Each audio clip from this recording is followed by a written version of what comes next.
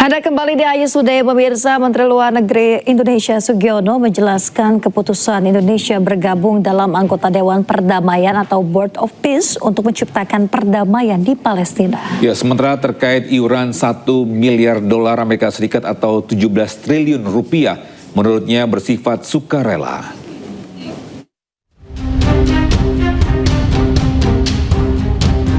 Sebagai bentuk dukungan untuk kemerdekaan Palestina, pemerintah Indonesia resmi bergabung dengan Dewan Perdamaian atau Board of Peace.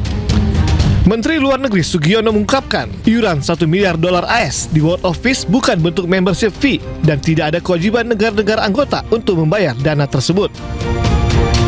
Menlu menyebut, iuran tersebut salah satunya digunakan untuk menyelesaikan masalah di Gaza, Palestina.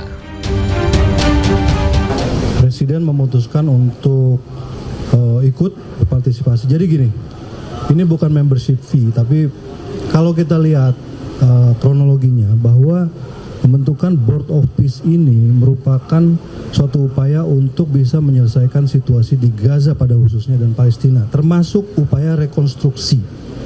Terus rekonstruksi ini siapa yang bayar? Kan seperti itu. Uangnya dari mana? Dananya dari mana? Kan seperti itu. Oleh karena itu, anggota-anggota yang diundang itu diajak untuk berpartisipasi di situ. Sebelumnya, Presiden Prabowo Subianto menandatangani piagam pembentukan Dewan Perdamaian atau Board of Peace di Davos, Swiss. Selain Indonesia, ada 25 negara lain yang ikut bergabung. Organisasi bentukan Presiden Amerika Serikat Donald Trump ini dibentuk untuk menyelesaikan berbagai konflik global. Tim Liputan iNews melaporkan. Bisa kebakaran di Provinsi Chubut, Argentina masih terus berkobar. Kencangnya hembusan angin membuat tim penyelamat tak dapat menjinakkan api.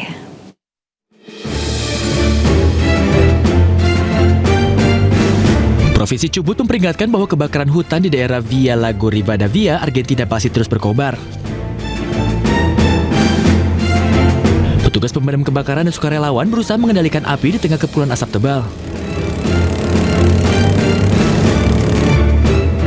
Angin yang kencang membuat petugas gabungan tidak dapat menguasai lahan yang terbakar seluas 35.000 hektar ini.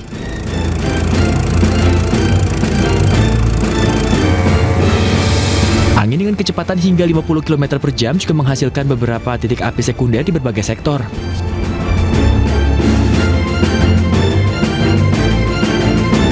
Gubernur Chubut meminta pemerintah untuk mengevaluasi pemecatan otoritas Taman Nasional Los Alerces dengan alasan dugaan kelalaian dalam pengelolaan kebakaran hutan yang telah melanda daerah tersebut selama beberapa minggu. Ya, pemirsa, api berkobar usai ledakan terjadi di sebuah pabrik biskuit di Yunani. Ya, 5 orang tewas akibat insiden ini.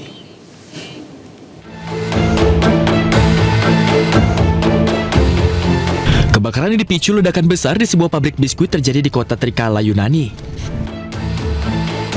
Petugas pemadam kebakaran berusaha memadamkan api yang berkobar di dalam reruntuhan dinding pabrik yang hancur. Kepulan asap tebal membumbung tinggi akibat insiden yang menewaskan sedikitnya 5 orang tersebut. Sebelumnya dilaporkan bahwa 4 korban kebakaran adalah perempuan, dan beberapa jam kemudian petugas penyelamat menemukan 1 jenazah lagi.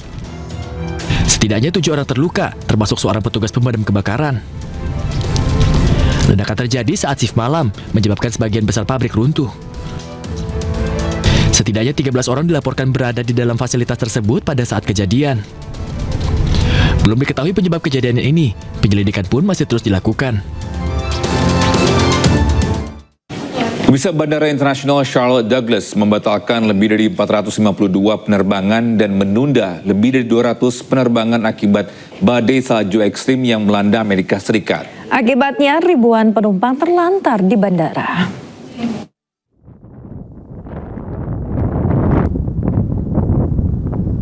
Sejumlah petugas bandara melakukan pembersihan landasan pacu di Bandara Internasional Charlotte Douglas dari timbunan salju. Sejumlah alat berat dikerahkan guna mempercepat pembersihan salju dan landasan.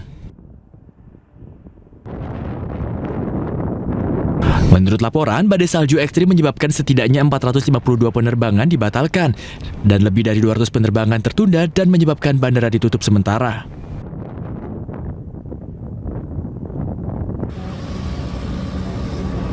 Selain di wilayah Carolina Utara, badai salju ekstrim juga dilaporkan menyebabkan kekacauan di seluruh negeri, dengan lebih dari 14.000 pembatalan penerbangan dan 850.000 orang mengalami pemadaman akibat terputusnya jaringan listrik.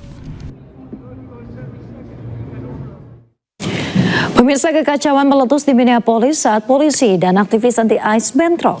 Ya, Presiden Donald Trump menuduh wali kota Minneapolis telah menghasut pemberontakan dan melalui retorika arogan.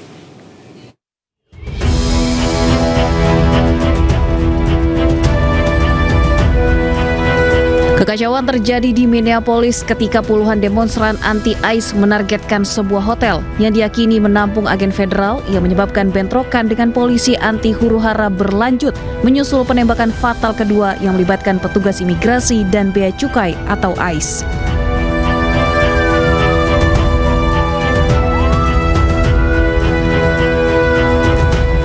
Polisi yang tiba kemudian menggunakan granat kejut dan gas air mata hingga beberapa orang ditangkap. Demonstrasi ini terjadi setelah penembakan terhadap Alex Pretty, seorang pekerja medis berusia 37 tahun oleh agen ICE pada hari Sabtu.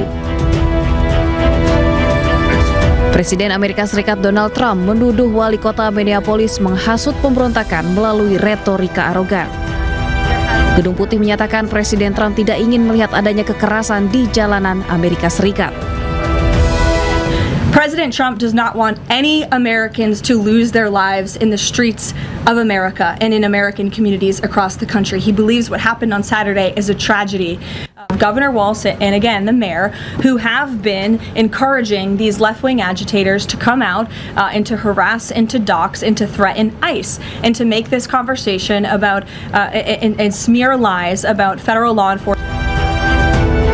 Gedung Putih kini menunggu kerjasama penuh dari Gubernur Walz dan Frey untuk menyerahkan semua warga asing ilegal yang ditahan oleh otoritas lokal kepada agen federal.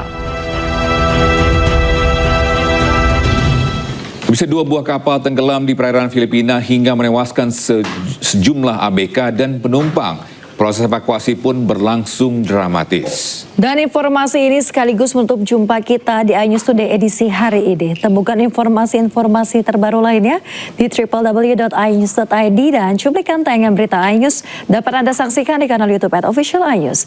Setelah ini pemirsa Anda bisa langsung menyaksikan program iNews Siang bersama rekan kami Sabrina Hasila dan juga Bernadetta Ginting. Saya Yasmina Tania. Dan saya Togi Senggang pamit undur diri. Have a great day. Bye-bye.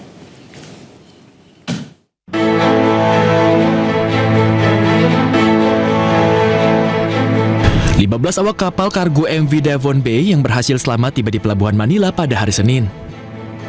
Mereka tiba dengan kondisi selamat usai proses evakuasi yang dramatis oleh penjaga pantai Cina. Para korban selamat sebelumnya telah dipindahkan ke PCG bersama dengan jenazah 2 anggota kru yang meninggal. Para korban selamat menduga bahwa fenomena teknis yang dikenal sebagai likuifaksi, di mana kelembapan dalam muatan menyebabkan muatan tersebut berperilaku seperti cairan. Dilaporkan kapal tersebut miring ekstrim dan mengirimkan sinyal bahaya. Beberapa kapal komersial internasional bergabung dalam misi penyelamatan dan pencarian. Sementara upaya penyelamatan masih berlangsung di lepas pantai Basilan di Filipina Selatan, usai sebuah feri yang membawa lebih dari 350 orang tenggelam di dekat Zamboanga pada hari Senin. Akibat insiden ini sedikitnya 18 orang tewas dan puluhan lainnya hilang. Para penyelamat menarik penumpang feri ke atas kapal penyelamat di atas lepas pantai Zamboanga. Beberapa perahu penyelamat dikerahkan ke area tersebut mencari di perairan sekitarnya.